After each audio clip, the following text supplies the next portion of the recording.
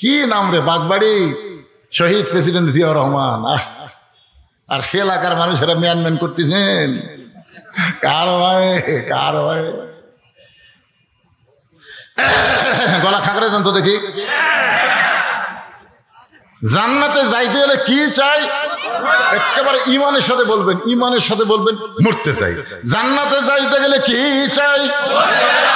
ফেরেশতারা বলে আল্লাহ জীবনে বহু মাহফিলে গেলাম, মরতে চাই মরতে চাই, মিছিল শুনলাম না, কিন্তু বাগবাড়ির পাগলারা মরবার চায়। আল্লাহ বলে ওরা মরবার চায় মানে মরার মাধ্যমেই এরা জান্নাত চায়। মরা লাগবে ভাইজান, কিন্তু সেই মরাটা সাধারণ মৃত্যু যেন না হয়। দুইজন তাকায় দেখতেছে, বড় ভাই আগুনের চুলার মধ্যে ফেলে দিচ্ছে, ওর মুখে মুস্কি মুস্কি হাসি, কারণ জানে ওটা মৃত্যুর আগুন না, ওইটা জান্নাতে বরণ করার দরজা। ফেলে দিচ্ছে আগুনের মধ্যে, তাও মুস্কি মুস্কি হাসতেছে। আসামি বলতে, উকিল বলতেছে, ভাই রাষ্ট্রপতির কাছে একটা দরখাস্ত রাখেন, রাষ্ট্রপতি দয়া করে যদি মাফ করে তাহলে আপনার আর কোনো টেনশন নাই। আসামি খালি মুস্কি মুস্কি হাসে। উকিল বলে হাসেন কেন? বলে হাসার কারণ হল তোমার কথা শুনে।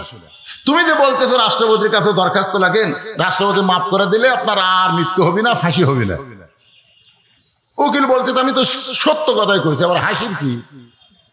এখন আসামি বলতেছে, ভাইরে আমি আমার জীবনে 3টা রাষ্ট্রপতিকে ক্ষমতার থাকা অবস্থায় মরা দেখছি। একটা হলো বঙ্গবন্ধু শেখ মুজিবুর রহমান, একটা জিয়াউর রহমান, একটা জিল্লুর রহমান।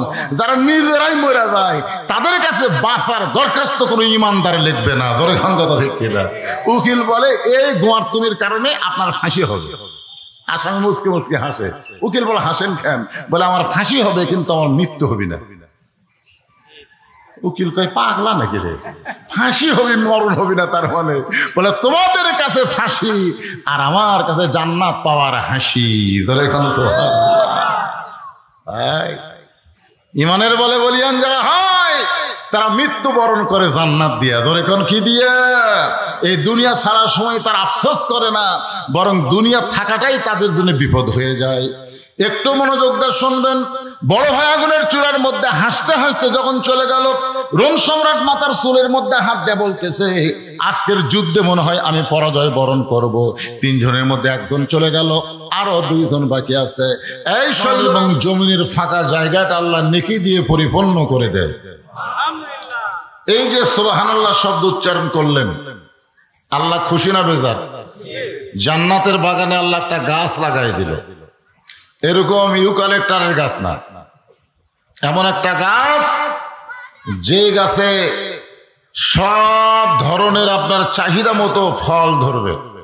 আপনি চাওয়া মাত্র ফলগুলো সাইজ হয়ে আপনার কাছে চলে আসবে। যে গাছের ছায়া অতিক্রম করতে একটা তাজা ঘোড়া দৌড়াইলে 500 বছর সময় লাগবে।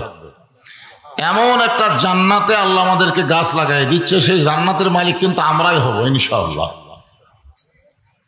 আমরা আল্লাহর দরবারে শুকরগুজার করছি যে আল্লাহ তাআলা আমাদেরকে মুসলমানের ঘরে মুসলমান হিসাবে কবুল করেছেন। আপনারা বলেন তো এই দুনিয়াতে মানুষ পাঠানোর দায়িত্ব কার? কথা বলেন কার? তো আল্লাহ যদি আমাদেরকে হিন্দুর ঘরে পাঠাতো, একবার চিন্তা করে দেখেন, আল্লাহ যদি আমাদের ইহুদি খ্রিস্টানদের ঘরে পাঠাতো, আমাদের করার কিছু ছিল? যাই যে ধর্মে জন্ম নেয় মনে করে তারটাই আসল। হিন্দু বলেন, বৌদ্ধ বলেন, খ্রিস্টান বলেন, যে কোনো ধর্মে কেউ যদি জন্ম নেয়, তাকে যদি জিজ্ঞাসা করেন তোমার ধর্মে, কেউ আমারটাই 1 নম্বর। আপনারা বলেন তো আমরা 1 নম্বর বললে হবে? আল্লাহ হচ্ছেন ধর্মের মালিক। জোরে কোন কথা ঠিক কিনা? তিনি কোন ধর্মকে 1 নম্বর কইছে, কোনটা ধর্ম আর কোনগুলা ধর্ম না, এগুলো আমরা নিব কার কাছ থেকে? আল্লাহর কাছ থেকে। এখন আল্লাহ কি বলতেছেন? ওয়ামাইয়াবতাগি গায়রাল ইসলাম দীনান ফালাই ইউকবালা মিনহু। ইসলাম ছাড়া অন্য কোন ধর্ম কেউ যদি গ্রহণ করে, আল্লাহ বলেছেন সেইটা কবুল করা হবে না। এই আয়াতের মাধ্যমে আমরা জানতে পারলাম পৃথিবীতে যত ধর্মই থাক না কেন, একটাই মাত্র ধর্ম, তার নাম কি? সবাই জবান খুলে বলি তার নাম কি? ইন্নাদ-দীনা ইনদাল্লাহিল ইসলাম। আল্লাহ আমাদেরকে সেই মুসলমানের ঘরে কবুল করেছেন। বেয়াজার হাসান, গোটা পৃথিবীতে প্রকৃত মুসলমান যারা হবে তাদেরকে আল্লাহ নানা ধরনের বিপদ আপদ মুসিবত দিয়ে পরীক্ষা করবে। ভেজাল মুসলমানের কোনো পরীক্ষা নেই, ভেজালের কোনো পরীক্ষা নাই। যারা প্রকৃত হবে তাদেরই পরীক্ষা হবে। আমরা যদি ভেজাল মুসলমান হই আমাদের দুনিয়াতে কোনো টেনশনই নাই। ভেজাল ভেজাল মুসলমানের চরিত্র হলো যাই বলে আইরে সেই দিকে যাই রে, বুঝাশোনা নাই রে, যে যখন ডাকে আমরা সেই দিকে যাই।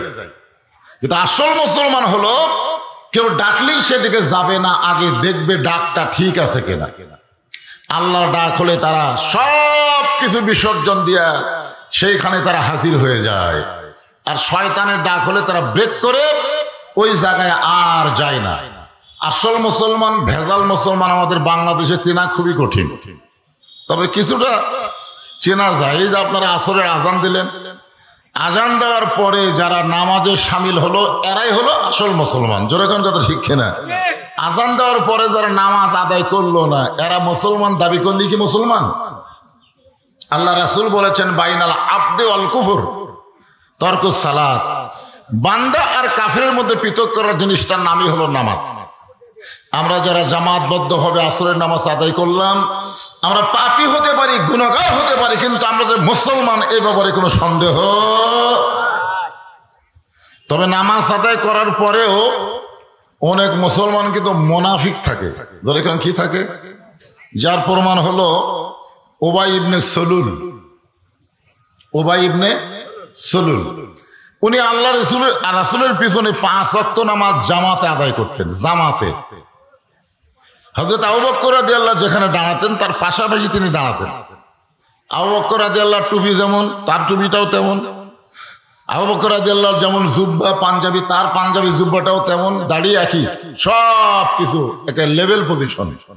কিন্তু একজন হলেন মুসলমানের 1 নম্বর আর একজন হলেন মুনাফিকের 1 নম্বর। আপনার বলেন তো কারণ কি? কারণ হলো কোরআনের আয়াত যখন আল্লাহ নবীর উপর নাজিল করলেন, আয়াতটা হলো ইয়া আইয়ুহান নাবিয়্যু হারজিল মুমিনিনা আলাল কিতাল। হে রাসূল, যারা আপনার পিছনে জামাতবদ্ধ হবে নামাজ আদায় করতেছে তাদেরকে সৈন্য হিসাবে গড়ে তোলেন। সৈন্য যখন কি হিসাবে?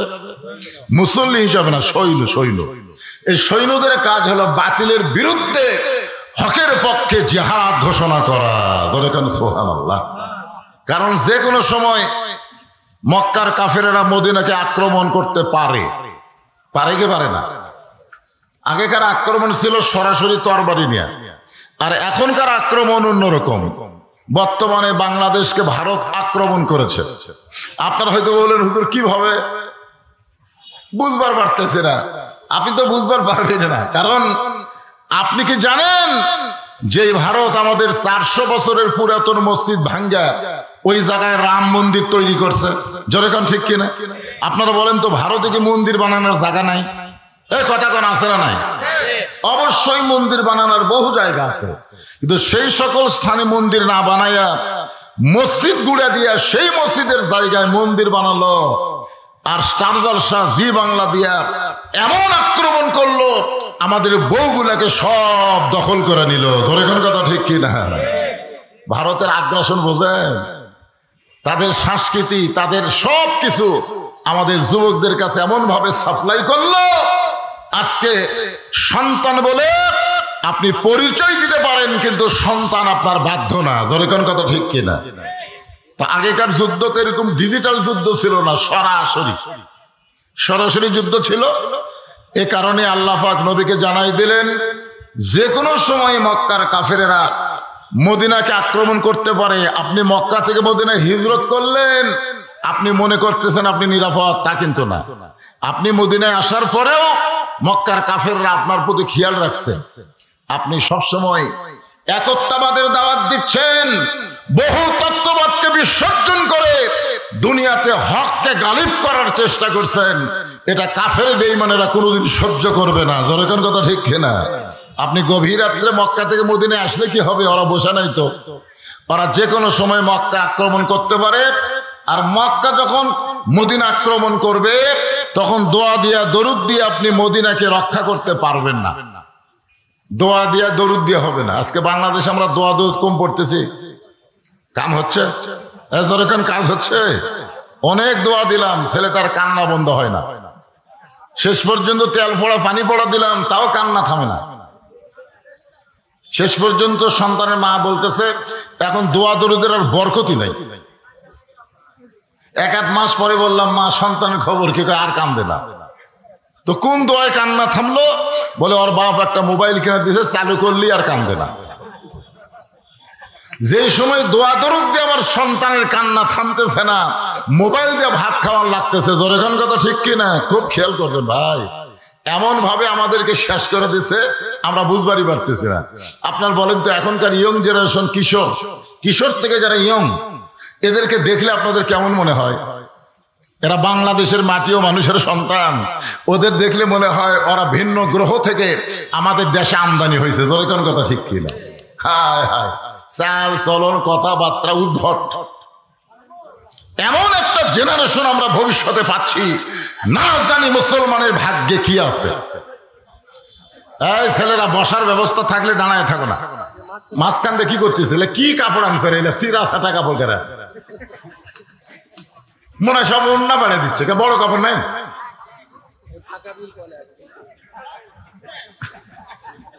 বসেন, এত ছোট ছোট কাপড়, এক টানা কাপড় পারেনি। এই গরমের মধ্যে মানুষ আইছে, মাটিটাও গরম, সেই গরমের উপরে এনারা বসতেছেন, একটু ব্যবস্থা করে দেন ইনশাল্লাহ। তাহলে কি বলতেছিলাম একটু খেয়াল করেন। দোয়া দিয়া দরুদ দিয়া মদিনা রক্ষা করা যাবে না। মদিনা রক্ষা করতে গেলে কাফের বেঈমানদের বিরুদ্ধে অস্ত্র ধরা লাগবে। কি ধরা লাগবে? অস্ত্র ধরার হুকুম কার? কথা কয় না। আজকে আমরা অস্ত্রের কথা বললি কানের এসে ফুসফুস করে কবি হুজুর রাজনীতি করেন না। কি নীতি করব? দেখেন, আমি কি আমার বাপ দাদার কথা বলতেছি? ইয়া আইয়ুহান নাবিয়্যু হারজিল মুমিনিনা আলাল কিতাল। কিতাল মানে কি? জিহাদ না। জিহাদ আর কিতালের মধ্যে তফাৎ আছে। এই আয়াত যখন নবী সাহাবীদের মধ্যে বয়ান করতেছেন, এমন সময় দাড়িওয়ালা, টুপিওয়ালা, জুব্বাওয়ালা, সামনে কাতারে মুসল্লি নবীর কাছে গিয়ে বলতেছি ইয়া রাসূলুল্লাহ, এইটা না গন্ডগোলের আয়াত। বলে কোন কিসের আয়াত? আচ্ছা, এটা গন্ডগোলের আয়াত। কাফেররা যখন আপনাদেরকে আক্রমণ করবে, আপনারা দোয়া দরুদ দিয়ে আক্রমণ মোকাবেলা করতে পারবেন না। ওরা মারলে আপনাকে ওরকম মারা লাগবে। আগে মুসলমান মারবে না, ওরা মারলে তারপরে।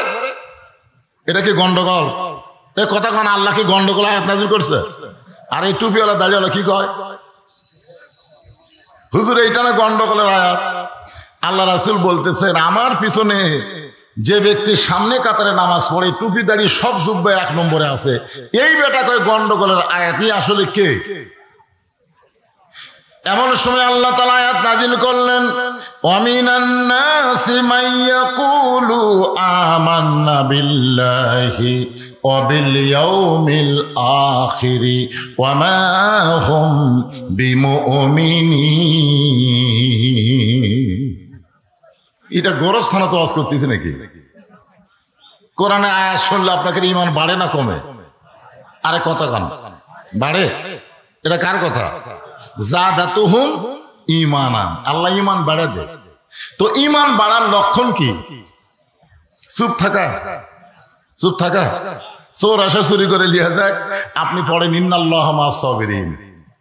চোরের সাথে গন্ডগোল কি হবে রে? নিয়ে যাক রে।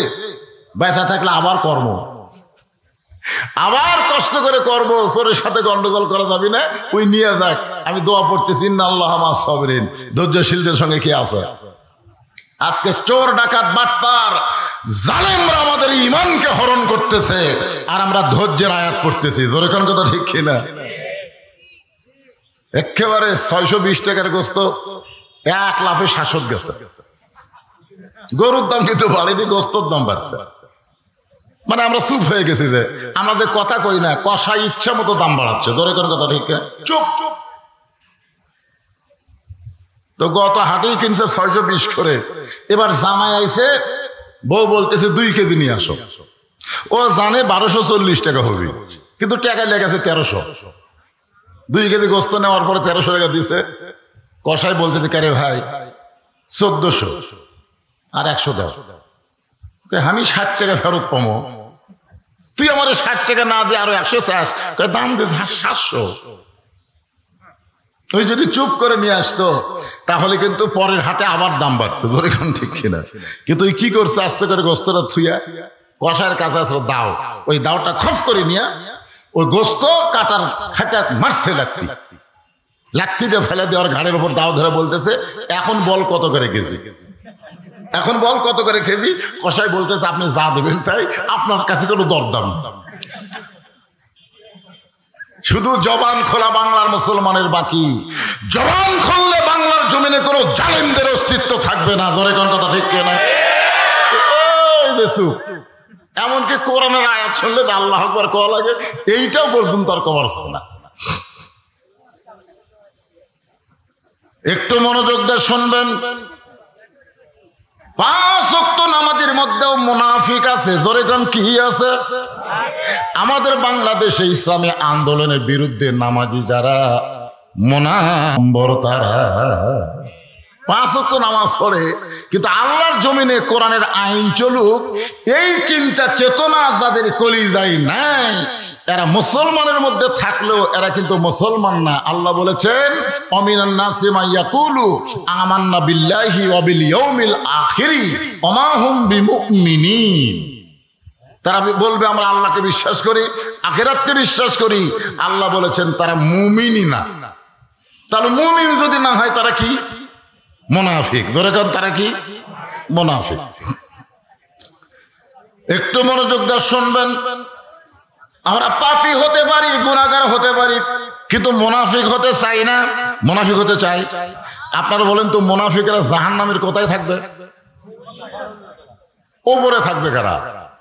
আচ্ছা তলের খবর নয় জানলাম, মুনাফিকরা জাহান্নামের তলে থাকবে, তো জাহান্নামের উপরে থাকবে কে? হ্যাঁ, ওপর আর তল আছে না নাই? ওপর আর তল বুঝেন, তলে থাকা আর ওপর থাকা।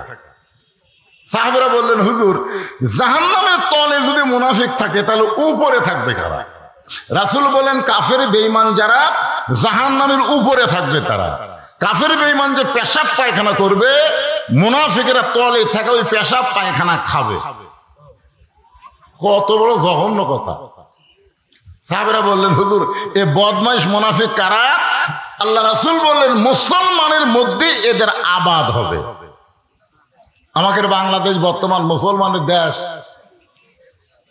কি বুঝতেছেন? যে আল্লাহ দয়া করে রহম করে আমাদেরকে মুসলমানের ঘরে মুসলমান হিসেবে কবুল করেছেন, আমরা সে আল্লাহর উপর খুশি না বেজার? তাহলে জবান খুলে আরেকবার বলি আলহামদুলিল্লাহ। আল্লাহর প্রশংসা করার কারণ হলো আল্লাহ আমাদেরকে বিশ্ব নবীর উম্মাত হিসেবে কবুল করেছেন। খুশি না বেজার? বেজার। মরে দেখেন, মরেই দেখেন, হাসরের ময়দানে গিয়ে দেখবেন সমস্ত নবীরা খালি নিজের জন্য ব্যস্ত হয়ে গেছে। বাবা আদম থেকে ঈসা নবী পর্যন্ত সমস্ত নবীরা নিজের কি হবে, আমার কি হবে, আমার কি হবে, আমার কি হবে, নিজকে নিয়ে ব্যস্ত। ইয়া নফসি ইয়া নফসি, আমার কি হবে, আমার কি হবে। খালি একজনই নবী ভাগ্যগুণী, তিনি হলেন আমাদের নবী। সুবহানাল্লাহ কয় না? সুবহানাল্লাহ কয় না? যিনি বলবেন ইয়া রব্বি হাবলি উম্মতি, আমার উম্মতের কি হবে, আমার উম্মতের কি হবে। আল্লাহ রাসূল বলেছেন আমার উম্মতেরা যতক্ষণ বাহিরে থাকবে আমি রাসূল ততক্ষণ ভিতরে ঢুকব না।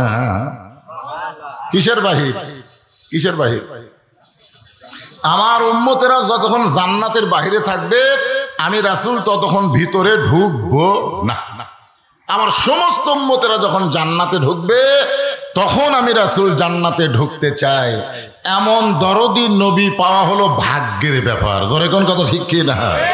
আমাদের আল্লাহ হচ্ছে রব্বিল আলামিন আর আমাদের নবী হচ্ছেন রাহমাতুল লিল আলামিন। সমস্ত মুফাসসিরে কেরাম ব্যাখ্যা করেছেন যতটুকু এরিয়ার রব হলেন আল্লাহ, ততটুকু এরিয়ার রহমত হলেন মুহাম্মাদুর রাসূলুল্লাহ।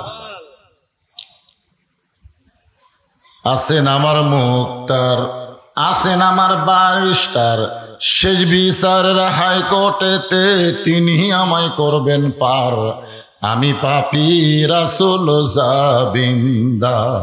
আল্লাহ যখন হাকিম হয়ে আমাদেরকে আসামি বানায় বিচার শুরু করবেন, আপনার বলেন তো আল্লাহর সামনে বিচারে আমরা কি পার পাবো? ধরা খাবো। যখন কি খাবো? ধরা। আল্লাহ যখন হাকিম হয়ে আমাদের বিচার শুরু করবেন, ওই সময় আমাদের নবী আমাদের ব্যাপারে উকিল হবেন, ব্যারিস্টার হবেন, আমাদেরকে জামিন করে জান্নাতে পৌঁছায়া দিবে। এমন একজন নবীর উম্মত হওয়াতে খুশি না বেজার? তো খুশি যদি হন দাড়ি কামান কে? এই খুশি যদি হন তাহলে কেন ফেলে দেন কে? আল্লাহ রাসূল বলেছেন যে দাড়ি কামায় ও যেন আমার কলজার ভোর খুর বসায়। হয়তো বলতেছেন হুজুর আমার নাই দাড়ি নাই, আমার না হয় টুপি নাই, তাই বলে কিন্তু খারাপ নাকি? আমি কি খারাপ? আমার বাহিরে যাই হোক আমার ভিতরে ভালো। আপনারা সত্যি করে বলেন তো, একটা বোতলের মধ্যে যদি মধু থাকে আর বাহিরের লেভেল যদি 20 লেখে, আপনি কি বাইরের লেভেল দেখার পরেও ভিতরে টেস্ট করবেন? এ কথা কন না কেন? করবেন। ভিতরে 1 নম্বর মধু, কিন্তু বাইরে সাদা কাগজে লাল কালি দিয়ে লিখছে 20। আপনি 20 দেখার পরেও আপনি কি বোতল খুলে খাবেন? সবাই বলবে না ভাই বাহিরেও যা ভিতরে তাই, বাহিরেও যা ভিতরে তাই। যার বাহিরে নবীর সুন্নত নাই, বোঝা গেল সে নবী পায়া খুশি হয়নি। জোরে কোন কথা ঠিক? আজ খালি টুপি আলা করে দেখবে কেন? আমরা সবাই টুপি পরবো, দেখি ধরে কাক। আজকে শুধু দাড়িওয়ালারে মৌলবাদী বলবো কেন? আমরা সবাই দাড়ি রাখবো, নবীর সুন্নত আদর্শ গ্রহণ করব। এমন বিশ্ব নবী পাইয়া সেই নবীর সুন্নত গ্রহণ করার দরকার আছে না নাই? জোরে করে আছে না নাই? এমন একজন নবীর উম্মত হওয়াতে খুশি হয়েছেন? তাহলে আমার সঙ্গে একটু সবাই বলেন, নবী না হয়ে দুনিয়ার, না হয়ে ফেরেশতা আল্লাহর, হয়েছি উম্মত আপনার, তার তরি শুকুর। পিছন থেকে একজন কইছে 1000 বার। আপনার বলেন তো সেই সময় 1000-এর উপরে মানুষ হিসাবই জানতো না। ওই সময় গজলে কইছে 1000 বার। এখন বলেন তো 1000-এর কোনো খাওয়া আছে? এখন আর 1000 বার বললে হবে না, কোটি বার বলতে হবে। এমন একজন নবী পাইছি যে নবীর উম্মত হওয়ার তৌফিক আল্লাহ দান করেছেন। এই জন্য সকলেই জবান খুলে বলি আলহামদুলিল্লাহ। তাফসীরুল কোরআন মাহফিল দিয়া যদি টেবিলে একটা কোরআন শরীফ না থাকে, ইটিয়া থসে ইটিয়া, আমি মনে করছি ঢাকা থসে বলে দেখি ইটিয়া রে। শোনেন, এই গরমের দিনে টেবিলের উপরে একটা ইয়া থাকা লাগবে, একটা টিস্যু পেপার থাকার দরকার নাই? এ কতক্ষণ আসলে নাই? আর একটা কোরআন শরীফ থাকা লাগবে। কোরআন শরীফে নাই, টিস্যু পেপারে নাই, ইটিয়া থসে। আসেন আমরা যে কোরআন থেকে আলোচনা শুনবো, এই কোরআনের মধ্যে কোনো ভেজাল, সবাই বললেন না? এই যুবকেরা, একজন মানুষ হইয়া তুমি কয়জনকে বিলাও মন, মুখে তোমার ভালোবাসা অন্তর কয়লার মতন। জবান খুলে এক কথা বলতে হবে, এক কথা। ধরে কোন কয় কথা? একজন মানুষ হইয়া মসজিদের মধ্যে দেহ নিবেন আর মন রাখবেন বাহিরে, যতই নামাজ পড়েন কাম হবে না। ধরে কোন কথা ঠিক কিনা? কোরআনের মাহফিল আইছেন, কোরআনের মহব্বত কলিজার মধ্যে নিয়ে একটু বসা লাগবে ভাই। খাড়া হয়ে থাকবেন মাহফিলে, অন্যদিকে মন দিবেন, কাম হবে না। যুবকেরা সবাই জবান খুলে বলো, এই কোরআনে কোনো সন্দেহ? সবাই কিন্তু বলেনি। যারা বলেনি, এই যে যারা বলেনি, তার কি অবস্থা কি হবে? যে কোরআনের প্রথমে আল্লাহ বলেছেন জালিকাল কিতাব লা রাইবা ফি, এই কোরআনের মধ্যে কোনো সন্দেহ এই নাই কথাটা যারা বলবার পারলো না, মরার আগ দিয়ে আল্লাহ তাদের জবান কেড়ে নিবি। সবই থাকবি কিন্তু জবান নাই, ও করতে করতে মরে যাবি, ওর মুখত কলেমা উচ্চারণ হবে না। এই জন্যে যত বড়ই পাপী হই না কেন, হক কথাটা আমরা বলবো, রাজি আছি তো? এই কোরআনে কোনো ধোকা, কিন্তু সবাই কয় না কেন কোরআনে কোনো গোঁজামিল। সেই কোরআন থেকে একটা আয়াত আপনাদের সামনে তেলাওয়াত করেছি।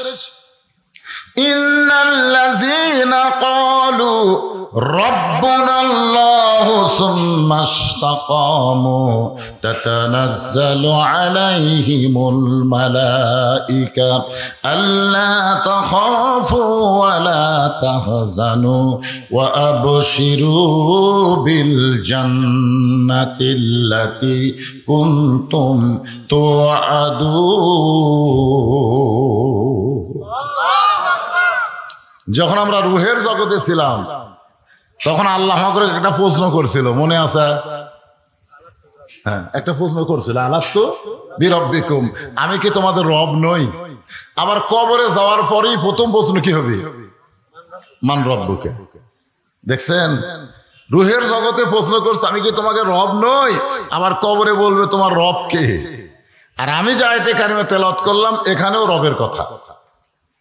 আমরা যখন নামাজ পড়লাম সূরা ফাতিহার প্রথমেই আলহামদুলিল্লাহি রাব্বিল, রুকুতে যখন গেলাম সুবহান রাব্বিয়াল আযীম, সেজদা যখন গেলাম সুবহান রাব্বিয়াল, এতবার রব রব বলতেছি, তারপরেও যদি বলা হয় রব মানে কি, সবাই বলবে আল্লাহ। রব মানে যদি আল্লাহ হয় তা আল্লাহ মানে কি? রব। এই তো আমাকে জানা নাকি কোন? নিশ্চয় যারা বলবে আল্লাহ হলেন আমার রব, শুধু মুখে বলবে না, আল্লাহকে রব স্বীকার করতে গেলে তিনটা বিষয় খেয়াল করতে হবে। মুখে বলা লাগবে ইকরার বিল লিসান, জবানে বলা লাগবে রবকে। আরো জোরে কোন? রবকে। শুধু জবানে বললে হবে না, তাসদিক বিল জানান, কলিজার মধ্যে জায়গা দেওয়া লাগবে। কলিজার মধ্যে যখন রবের জায়গা হবে, ইমানের জায়গা হবে, আপনি যতই চেষ্টা করেন ওই লোকটার কাছে জীবনের চাইতে ইমানের গুরুত্ব বেশি হবে। আমার সামনে যারা বসে আছেন অন্তর থেকে বলেন তো, জীবন বাঁচান ফরজ না ইমান বাঁচান ফরজ? ইমান বাঁচান ফরজ। তো ভোটের আগ দিয়ে আমার এলাকায় একজন গোরস্থানের মধ্যে লুকে আছে, কারণ লোকালয়ে পুলিশ খোঁজে, গোরস্থানে খোঁজে না। ওই গোরস্থানে একটা কবর করে নিচে খেড়ে দেয়া, তার উপরে কম্বল দিয়ে ঘুম পাড়ে। মাঝে মধ্যে মোবাইল করে বউকে বলে খবর কি, বউ বলতেছে আমি তোমার টেনশনে আছি, তুমি কোথায়? বলে আমি নিরাপদে আছি। আমি নিরাপদ, আমার ব্যাপারে কোনো টেনশন করা লাগবে না। বাসা থাকতে কবরে থাকা কি লক্ষণ ভালো? তারপরে বলতেছে আমি নিরাপদ, বলে ওখানেই থাকেন।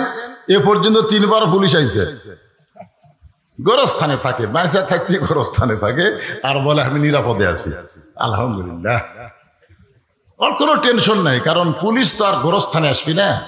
বাঁচতে মানুষ গোরস্থানে যাইও না, মরিয়া গেলে যাবার চাই না, আমরা কান্দত তলিয়ে যে থুয়ে আসি। যদি যাবারই চাইতে 3 তলা বানায়, আপনি কোন গোরস্থানে যাওয়ার চিন্তা তার কলিজার মধ্যে আছে, ওই 5 তলা 10 তলা বানাবে? ওই সবসময় চিন্তা করবে নিচের দিকে নজর, যাওয়া লাগবে। থাকার জায়গা দুনিয়া না, যে কোনো মুহূর্তে আমাদের যাওয়া লাগবে। জোরে কোন কথা ঠিক কিনা? থাকার জন্য আইছি আমরা। কি মনে করতেছেন থাকবেন না যাবেন?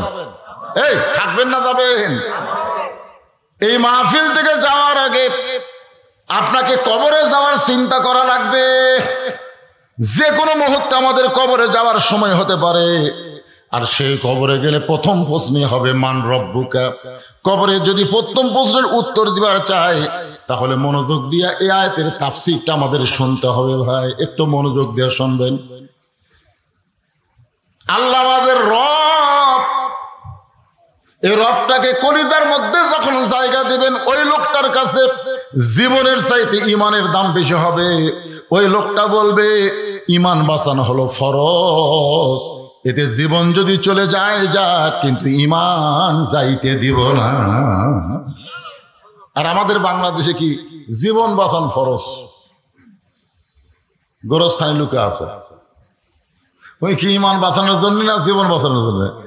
কথা কয় না রে ভাই। একটা মানুষ কোনোদিন কবরের মধ্যে লুকা থাকে, ওই ইমানের জন্য লুকে আছে না জীবনের জন্য? তো মনে করেন এখন আল্লাহ আজরাইলকে বলতেছে, বুঝানোর জন্য বলতেছি, যে পুলিশের পোশাক পরে ওর কাছে যাত, পুলিশ তো দিকে কেউ যায় না, তুই একটু পুলিশের পোশাক পরে ওই কবরের কাছে যা।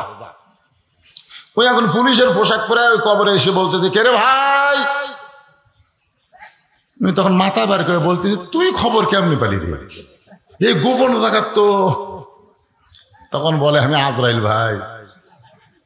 তখন কান্দের কয়, আরে বর্তমান বাংলাদেশে পুলিশ ধরার চিন্তায় আজরাইল যে ধরবি এটা মনেই নাই রে।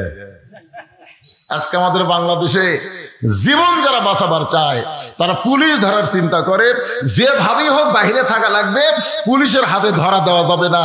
আর ঈমান যারা রক্ষা করার টেনশন করে, চিন্তা করে, তারা পুলিশের পরোয়া করে না, আজরাইল ধরার আগে মুসলমান হয়ে ধরা দেওয়া লাগবে। ধরে কোন কথা ঠিক কিনা? আপনি কি মনে করছেন পুলিশ না হয় ফেরত যায়, কিন্তু আজরাইল ফেরত যাবে? এই জন্য আল্লাহ কোরআনে বলেন, ইয়া আইয়ুহাল্লাযীনা আমানুত্তাকুল্লাহা হাক্কা তুকাতিহি ওয়া লা তামুতুন্না ইল্লা ওয়া আনতুম মুসলিমুন।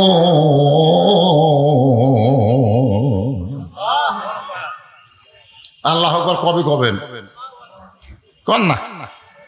কারণ আমাদের বাংলাদেশে অনেক দলের মধ্যে আল্লাহু আকবার নাই। অনেক মিছিল হয়, বহু স্লোগান হয়, কিন্তু আল্লাহু আকবার হয় না। যদি কেউ ভুলে আল্লাহু আকবার কয়, ঘাট ধরে বের করে দিবি, কিন্তু তুই তো আমাদের দলের লোক না, আমাদের দলের তো এই স্লোগান নেই। তা আপনারা মনে হয় সেই দলের লোক, তাই না? সেই দলের লোক ওয়াজ শুনবার আইছেন, এখন আল্লাহু আকবার করলে যে কি হয়? আল্লাহু আকবার বললে আল্লাহ খুশি হয়, শয়তান বেজার হয়। আপনি যদি শয়তানকে তাড়াবার চান, যতই সুবহানাল্লাহ আলহামদুলিল্লাহ বলেন, শয়তান কিন্তু লড়বি না, আপনার গলা ধরে বসে থাকবি। ওই মুখ দেখেন আল্লাহু আকবার কর, ওই এত জোরে দৌড় মারবি, ওর পাশা দিয়ে বাতাস বাড়াবে। জোরে কোন কথা ঠিক না? সে আল্লাহু আকবার কবর চাচ্ছেন না, না করেন না, কোনো অসুবিধা কি? একটু মনোযোগ দেবেন। তাসদিক বিল জানান, কলিজার মধ্যে যদি আল্লাহর জায়গা হয়, রবের জায়গা যখন কলিজার মধ্যে দিব, ওই মানুষটার কাছে জীবনের চাইতে ইমানের দাম বেশি। আমাদের কাছে কিসের দাম বেশি, জীবনের না ইমানের? জীবনের। কেরে ভাই, জীবনের?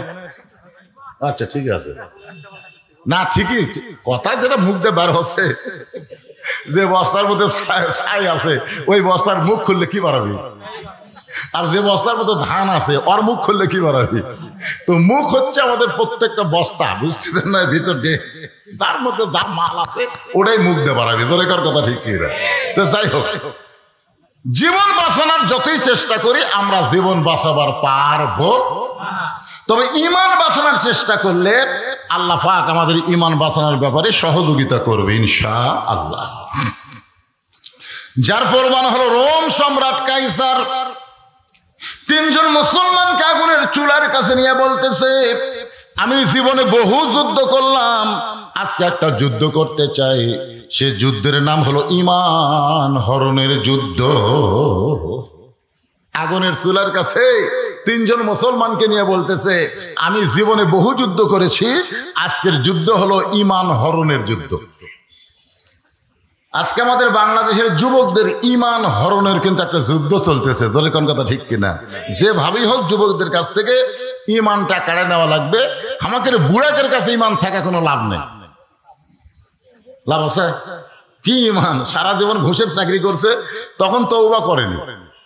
যখন চাকরি শেষ তখন মসজিদে যায় কাঁদতেছে, আল্লাহ আমি আর ঘুষ খাবো না, আল্লাহ আমি আর ঘুষ খাবো না। দুই কান্দের ফেরেশতাকে, আল্লাহ এই শয়তানের কাঁধ ধরে থাকবো না। এই যতদিন ঘুষ খাসে চাকরি ছিল ততদিন তওবা করেনি, এই শালার আর চাকরি নেই, এখন বলতেছে আমি আর ঘুষ খাবো না। আপনারা বলেন ওই সময় তওবা কবুল হবে? ওর চাকরি ঘুষের নাই, ওর ঘুষ আর কেউ দিবিও না, আর ওই সময় তওবা করতেছে আর ঘুষ খাবো না। যখন চামড়া ঢিল হচ্ছে, বুড়া বয়সে বলতেছে, আল্লাহ আমি আর চুরি করবো না। আল্লাহ কই তুই লোড বাড়ি পারিস না, তুই চুরি করবি কেমনে? এই জন্য যুবকদেরকে টার্গেট করে কথা বলতেছে, বাবা আমাকে বুড়ারা এমনি ভালো হয়ে যাবে। তোর কথা ঠিক করে খারাপ হওয়ার চান্সই নেই তো। একটা সুন্দরী মেয়ে যাচ্ছে, লাঠি বলতেছে দাদা কি সুন্দরী মেয়ে দাদা। দাদা বলতেছে আমার চোখের ব্যাটারি নাই ভাই, আমি দেখতে পাই না রে। আর লাঠি বলতেছে সুন্দর নারী দেখলে পরে আমার দিল দেওয়ানা করে ওলে ওলে ওলে। তা আমি এখন দাদার জন্য ওয়াজ করবো না লাঠির জন্য করবো? কথা কর না কেন, কার জন্য করবো? ওই বুড়া দাদার জন্য ওয়াজ করে লাভ নাই তো, এমনি ভালো।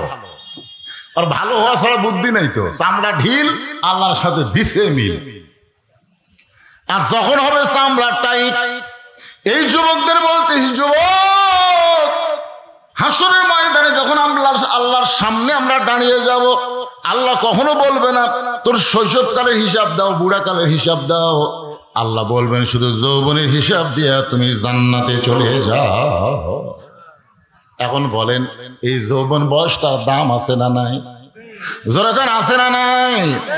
রোম সম্রাট কাইসার বললেন আজকের যুদ্ধের নাম হলো ইমান হরণের যুদ্ধ। আগুনের চুলায় দাউ দাউ করে আগুন জ্বলতেছে, সৈন্যরা বলতেছে জাহাপনা আপনি আমাদের হুকুম দেন এই তিনটা মুসলমানকে আমরা হত্যা করি। রোম সম্রাট কাইসার বলেন এভাবে হত্যা করা যাবে না, ওদেরকে পরীক্ষা করে হত্যা করা লাগবে। ওই তিনজন মুসলমানের সামনে রোম সম্রাট বলে রে মুসলমানেরা, দাউ দাউ করে আগুন জ্বলতেছে, এই চুলার মধ্যে তোমাদেরকে ফেলে দিব। এই চুলার আগুন থেকে যদি বাঁচতে চাও তাহলে একটা বারের জন্য বলো আল্লাহ রাসূল মানি না। যদি বলতে পারো আল্লাহ রাসূল মানি না, তাহলে তোমাদেরকে সসম্মানে ছেড়ে দেব। তিনজন মুসলমান আগুনের দিকে তাকায় আর আল্লাহর ক্ষমতার দিকে তাকায়। আমাদের জাতির পিতা হযরত ইব্রাহিমের নিচেও কিন্তু আগুন জ্বলছে, জোরে কোন কথা ঠিক কিনা? চড়কের উপরে যখন বসা, এমন সময় ফেরেশতা জিবরাইল এসে বললেন ওগো আল্লাহর নবী, আপনি চড়কে বসে কাঁদতেছেন, কারণ কি? নিচের দিকে তাকায় কাঁদতেছেন। আমাদের জাতির পিতা বলতেছে আসলে আমি নিচের দিকে তাকাইছি, আমার বাবা চড়কে রশি ধরে টানতেছে, এই জন্যই আমার চোখ দিয়ে পানি পড়তেছে। ওই আগুনের চুলার দিকে তাকায় আমি কাঁদতেছি না, আমি কাঁদতেছি যে সন্তান বিপদে পড়লে তার বাবা বিপদ থেকে বাঁচায়, আর আমি এমন একটা বাবা পাইছি যে আমাকে আগুনের মধ্যে ফেলে দেবার চায়। আমার মতন দুর্ভাগা সন্তান এই পৃথিবীতে আর কেউ নেই। সন্তান হিসাবে আমি হলাম একজন দুর্ভাগা সন্তান, আমাকে আগুনে ফেলে দিয়ে পুড়াবার চাই। এইরকম খারাপ বাবার মতন খারাপ বাবা যেন পৃথিবীতে কোনো সন্তানের না হয়। কিন্তু আমাদের জাতির পিতার কথা চাইতো খারাপ বাবা আমরা পেয়ে গেছি। যে বাবারা নিজে নামাজ পড়ে, সন্তান নামাজ পড়ে না। বাবা একলা একলা ফজরেও নামাজ পড়বার যায়, সন্তান ঘুম পাড়তেছে, মনে করছে আমি একলাই নামাজ পড়ে জান্নাতে যাবো, আমার সন্তান যা করে করুক। অথচ আল্লাহ কোরআনে বলেছেন কু আনফুসাকুম ওয়া আহলিকুম নার, জাহান্নামের আগুন থেকে যদি বাঁচতে চাও একলা বাঁচলে হবে না, তোমার আহল পরিবার নিয়ে বাঁচা লাগবে। জোরে কোন কথা ঠিক কিনা? ওই বাবা হলো সন্তানকে জাহান্নামের আগুনে পুড়াবার চায়, যে সন্তানকে মাদ্রাসা ডেঙ্গায়া প্রাইমারি ভর্তি করে দেয়। একই গ্রামে প্রাইমারিও আছে মাদ্রাসাও আছে, কিন্তু বাবা সন্তানকে হাত ধরে প্রাইমারি নিয়ে গেছে। কোথায় নিয়ে গেছে? কার উপর দিয়া? মাদ্রাসার উপর দিয়ে। মাদ্রাসার উপর দিয়ে সন্তানকে প্রাইমারি ভর্তি করে দিছে। আপনি বলেন তো প্রাইমারি শিক্ষা কি? এই কি শিক্ষা? একদম বাগডম ঘোড়াডম সাজে, ঢাক ঢোলক ঝাঁঝর বাজে, বাঁচতে বাঁচতে চললে ঢুলি ঢুলি। এটা আছে দেখো,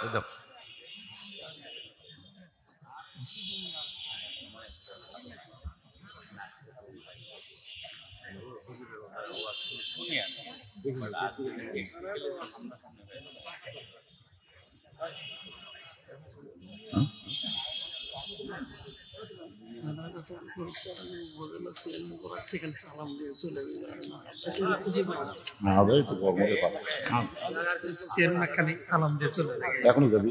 কোনটা ছিল যাবি না এখন?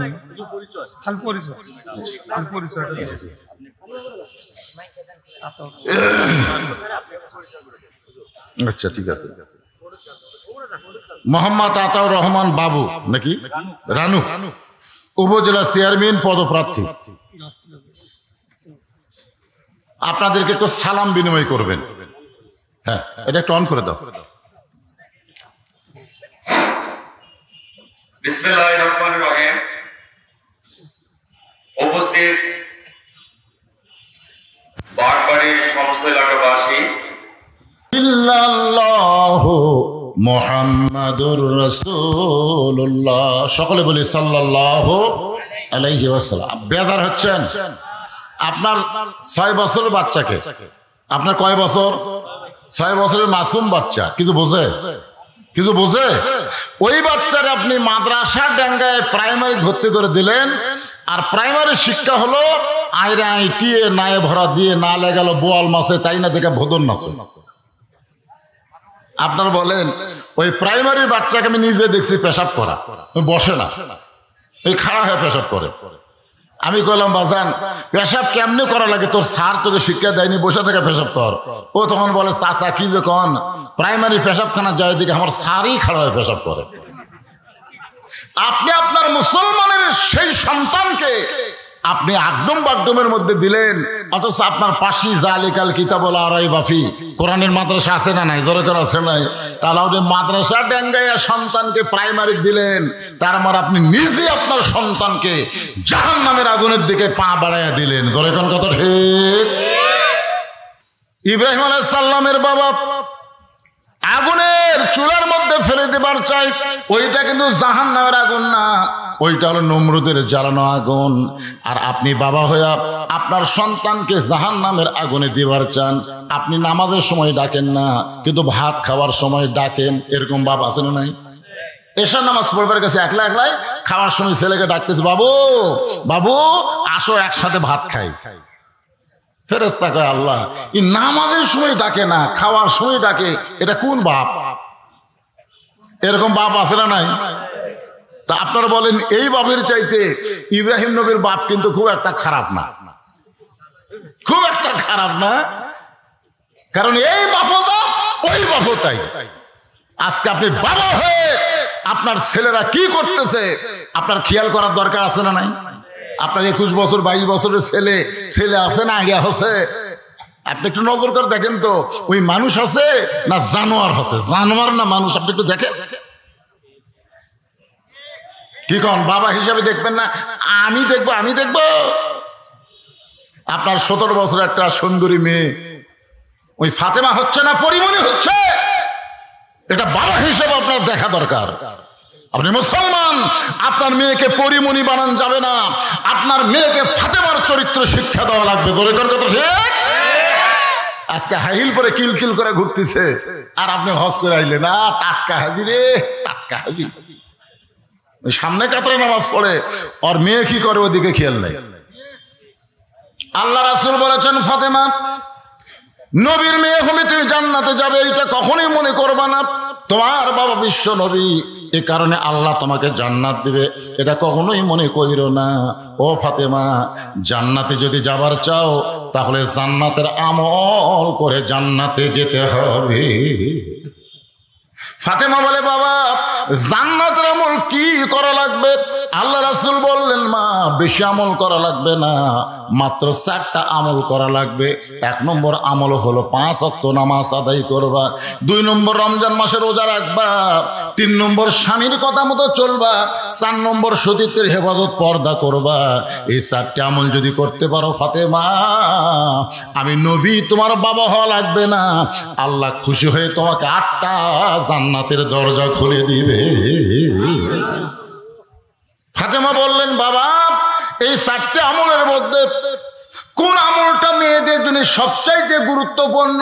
রাসূল বললেন ফাতেমা সব আমলই গুরুত্বপূর্ণ, নামাজের গুরুত্ব আছে, রোজার গুরুত্ব আছে, স্বামীর কথা মতো চলার গুরুত্ব আছে, কিন্তু মেয়েরা পর্দার গুরুত্ব হলো সবচাইতে বেশি। একটা মেয়ের 3টা গুরুত্ব আছে, কিন্তু পর্দা যদি না মানে একটা আমল আল্লাহর দরবারে কবুল হবে না। মেয়েদের আমল কবুল হওয়ার জন্যে 1 নম্বর গুরুত্বপূর্ণ আমলের নাম হলো পর্দা। জোর বলেন নাম কি? আল্লাহ কোরআনে বলেন ওয়াকরনা ফি বুয়ুতিকুন্না ওয়ালা তাবাররুজনা তাবাররুজাল জাহিলিয়াতিল উলা। এ মেয়েরা তোমরা ঘরের মধ্যে থাকো, তোমরা ঘরের বাইরে হইও না, কোনো প্রয়োজনে যদি ঘরের বাহির হও তাহলে হেজাব নিয়ে পর্দা নিয়ে হও। আমার মায়েরা যারা পর্দার অন্তর আছেন মা, আপনাদের পর্দাটাকে আপনি ঠিক করবেন, পর্দার ভিতরে থাকবেন, একটু খেয়াল করবেন। নিজে বাবা হইয়া যে দায়িত্ব আল্লাহ আপনাকে দিয়েছে এই দায়িত্ব পালন করলে আপনি হবেন প্রকৃত বাপ। আর ইব্রাহিম আলাইহিস সালাম কাঁদতেছে আগুনের চুলায়, জিবরাইল বলতেছে ও আল্লাহর নবী আপনি যদি চান, যদি চান আল্লাহ আমাকে 600 পাকা দিছে। কয়শো? তাহলে একটা পাকার বাতাস দেব, আগুনের চুলা সাগরের চুলে দেবে। আমাদের জাতির পিতা বলে জিবরাইল তুমি কি আমাকে পরীক্ষা করতেছ? ফেরেশতা জিবরাইল পরীক্ষা কেমনে? বলে তুমি যে বলতেছ আপনি যদি চান, ও জিবরাইল আমি তোমার কাছে চাবো কেন?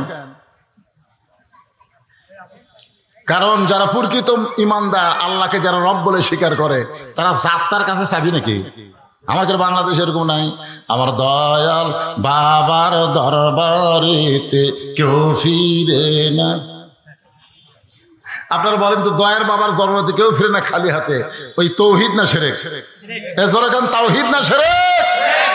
আল্লাহর ধন নবীরে দিয়া, আল্লাহ আছে গায়েব হইয়া, নবীর ধন খাজানিয়া শুয়ে আছে আজমিরে, কেউ ফিরে না খালি হাতে, খাজারে তোর দরবারেতে।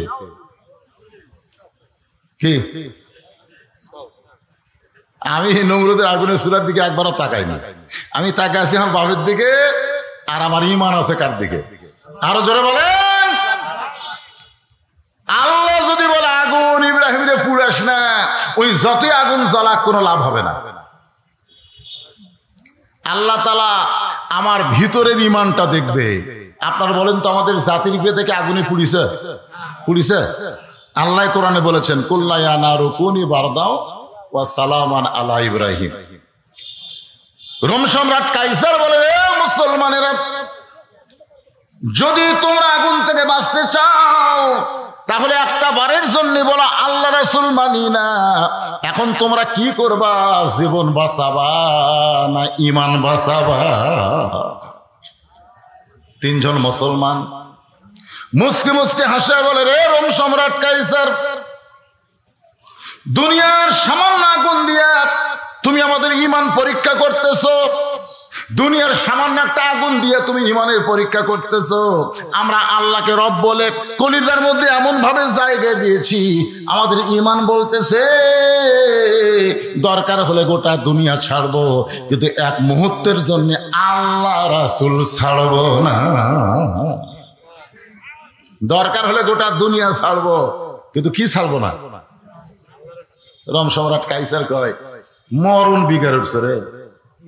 কিসের বিগার? আপনার বলেন তো ফিলিস্তিনের মুসলমান কি মরণ বিগার উঠছে? ইসরায়েলের পক্ষ থেকে বলা হয়েছে বাইতুল মুকাদ্দাস আমাকে দিয়া দে, তোর জামায়ের সম্মানে রাখবো, জামায়ের সম্মান, কোনো কিছু করা লাগবে না, খালি বসে থাকা খাবি। ফিলিস্তিনের মুসলমান কি বলছে? এই ইসরায়েলি ইহুদির বাচ্চারা, তোদের জন্য প্যাগোডা, খ্রিস্টানদের জন্য গির্জা, হিন্দুর জন্য মন্দির, আর মুসলমানের হলো মসজিদ। জোরে কোন কথা ঠিক কিনা? কোরআন শরীফ পড়ে দেখলে ইহুদির বাচ্চারা কোরআন শরীফ পড়ে দেখ, বাইতুল মুকাদ্দাস কার? আল্লাহ কোরআন কারীমের মধ্যে বলেন সুবহানাল্লাযী আসরা বিআবদিহি লাইলাম মিনাল মাসজিদিল হারাম ইলাল মাসজিদিল আকসা। আপনার বলেন তো মসজিদ কাদের? মুসলমানের না? গির্জা, মন্দির, সে মন্দিরে আগুন জ্বলাছে আর ওরা আমাকে মুসলমানক মারিছে। ধরে কোন কথা ঠিক কিনা? এখন তদন্ত করে দেখা গেল মুসলমান আগুনই দেয়নি, ওরকে মধ্যে একজন দিছে, দোষ চাপালো মুসলমানের উপরে। এই যে ফরিদপুরের মধুখালীতে মারতে মারতে ৩-৪ জন মুসলমানকে ওরা হত্যাই করছে। কি ভাবতেছেন? তোমাকে মন্দির, আমাকে মসজিদ। সুবহানাল্লাহ বলেন, সুবহানাল্লাহ বলেন। তাহলে বাইতুল মুকাদ্দাস কার? ইহুদির না মুসলমানের? সেই মুসলমানেরা বাইতুল মুকাদ্দাসে নামাজ আদায় করতে চায়, ইহুদির বাচ্চারা দেয় না। মুসলমান বলে জীবন দেব, কিন্তু আল্লাহর ঘর তোদেরকে দিব না। ঠিক আপনারা বলেন তো, ফিলিস্তিনের মুসলমানের কাছে ইমানের দাম বেশি না জীবনের দাম বেশি? যখন মুসলমান ইমানের দাম বেশি দেয়, ওই মুসলমানের কাছে জীবন তখন সাধারণ কোনো বিষয় হয়ে যায়। কারণ মুসলমান বিশ্বাস করে ইমানের বলে বলিয়ান হইয়া কেউ যদি জীবন দেয় কিন্তু আসলে মরে না, ও চির জীবন পেয়ে যায়। আল্লাহ কোরআনের মধ্যে বলেন, ولا تقولوا لمن يقتل في سبيل الله أموات بل أحياء ولكن لا تشعرون। আল্লাহ রাস্তায় যারা জীবন দেয়, আল্লাহ কোরআনে বলতেছেন তাদেরকে তোমরা মৃত্যু বলো না। আমি আল্লাহ বলতেছি তারা চির জীবন লাভ করেছে। বাল আহিয়া মানে কি তারা জীবিত। তাহলে ফিলিস্তিনে যে মুসলমানকে হত্যা করা হচ্ছে, এই মুসলমানের কি মরে যাচ্ছে? কথা কয় না, মারা যাচ্ছে? মারা যাচ্ছে না ভাইজান। এই জন্য খুব খেয়াল করবেন, তিনজন মুসলমান সমস্যায় বলতেছে দরকার হলে জীবন দিব, কিন্তু আল্লাহ রাসূলকে এক মুহূর্তের জন্য ছাড়বো না। রোম সম্রাট কাইসার বলে একবারে তিনজনকে আগুনে ফেলে না দিয়া একে একে ফেলে দেওয়া হোক। একজনের মরা দেখলে আর একজন ভয়ে বলবে আল্লাহ রাসূল মানি না। একজনের সামনে যখন একজন মরবে বাকি দুইজনের তখন ভয় লাগবে। সিরিয়াল মোতাবেক রোম সম্রাট কাইসার বড়জনকে আগুনের চুলার মধ্যে ফেলে দিচ্ছে। ছোট দুই ভাই ভাইয়ের দিকে তাকায় কাঁদতেছে। বড় ভাই বলতেছে কান্দিস না, কারণ আমি আগুনের চুলার ভিতর দিয়া আমার চিরস্থায়ী আবাসস্থল জান্নাতে যাওয়ার চাই। কারণ মুসলমান না মরলে জান্নাতে যাওয়ার কোনো রাস্তা। আসলে আমরা সবসময় আল্লাহর কাছে ফরিয়াদ করি, আল্লাহুম্মা ইন্না নাসালুকাল জান্নাতা নাউযু বিকা মিনান নার। আল্লাহ তোমার কাছে আমরা জান্নাত চাই। আপনারা কি আসলে জান্নাত চান? কথা কয় না, আপনারা কি জান্নাত চান? কারা কারা চান? আল্লাহকে একটু হাত দেখান তো দেখি। লিল্লাহি আকবার। এখন যদি আল্লাহ বলে যারা বাগবাড়ির মাহফিলে দুই হাত তুলে জান্নাতে যাওয়ার চাইলে আমি তোমাদের সবাইকে জান্নাত দিলাম, যাও, তখন আপনারা কেমনে যাবেন? কে রে, চিটাঙ্গের দিকে যাবো না, ঢাকার দিকে যাবো না, রাজশাহীর দিকে, কোন দিকে গেলে জান্নাত পাওয়া যাবে? আল্লাহ বলে অত দিকে যাওয়া লাগবে না, খালি ইমানের সাথে মরিয়া দেখো। ইন্নাল্লাযীনা ক্বালু রাব্বুনাল্লাহু সুম্মা ইসতাকাম, ইমানের প্রতি অটল থেকে এই দুনিয়া থেকে যখন বিদায় নেওয়ার পথে যাবে, আল্লাহ তাখাফ, তোমাদের কোনো ভয় নাই, ওয়ালা তাহজান, তোমাদের কোনো চিন্তা নাই, ওয়া আবশিরু বিল জান্নাহ, মরার সঙ্গে সঙ্গে তোমরা 8টা জান্নাতের দরজা খোলা পাবে। জোরে কোন সুবহানাল্লাহ। তাহলে জান্নাতে গেলে কি করা লাগবে? মরা লাগবে ভাইজান। না মরা জান্নাতে যাওয়া যাবে? কথা কান যাওয়া যাবে? তো জান্নাতে যাইতে গেলে কি চাই? আপনারা সকলে জবান খুলে বলবেন মরতে চাই। বলতে পারবেন না? যারা বলবেন না মনে করবেন ওরা মরবি না, ওরা জান্নাতও পাবি না। আসলে মরবি, কিন্তু ইমানের সাথে মরণ হবি না। এই জন্য আমরা সকলে জবান খুলে একটা চান্স নেই। জান্নাতে যাইতে গেলে কি চাই? এতগুলো মরদ মানুষ বাড়ে। আমাকে এলাকার 3 মেয়ে মানুষ ঝগড়া করলে হাফ কিলো দুধ থেকে শোনা যায়, হাই রে মেয়ে মানুষের গলা ভাই। আরে এতগুলো মরদ, এমন একটা জায়গার মানুষ আপনারা যে জায়গায় একটা প্রেসিডেন্টের জন্ম। তোর এখন কথা ঠিক, কি নাম রে, বাগবাড়ি, শহীদ প্রেসিডেন্ট জিয়াউর রহমান। আর সে এলাকার মানুষেরা ম্যান করতেছেন। কার ভাই, কার ভাই, গলা খাঁকড়ে দেন তো দেখি। জান্নাতে যাইতে গেলে কি চাই? একেবারে ইমানের সাথে বলবেন, ইমানের সাথে বলবেন মরতে চাই। জান্নাতে যাইতে গেলে কি চাই? ফেরেশতারা বলে আল্লাহ জীবনে বহু মাহফিলে গেলাম, মরতে চাই মরতে চাই, মিছিল শুনলাম না, কিন্তু বাগবাড়ির পাগলারা মরবার চায়। আল্লাহ বলে ওরা মরবার চায় মানে মরার মাধ্যমেই এরা জান্নাত চায়। মরা লাগবে ভাইজান, কিন্তু সেই মরাটা সাধারণ মৃত্যু যেন না হয়। দুইজন তাকায় দেখতেছে, বড় ভাই আগুনের চুলার মধ্যে ফেলে দিচ্ছে, ওর মুখে মুস্কি মুস্কি হাসি, কারণ জানে ওটা মৃত্যুর আগুন না, ওইটা জান্নাতে বরণ করার দরজা। ফেলে দিচ্ছে আগুনের মধ্যে, তাও মুস্কি মুস্কি হাসতেছে।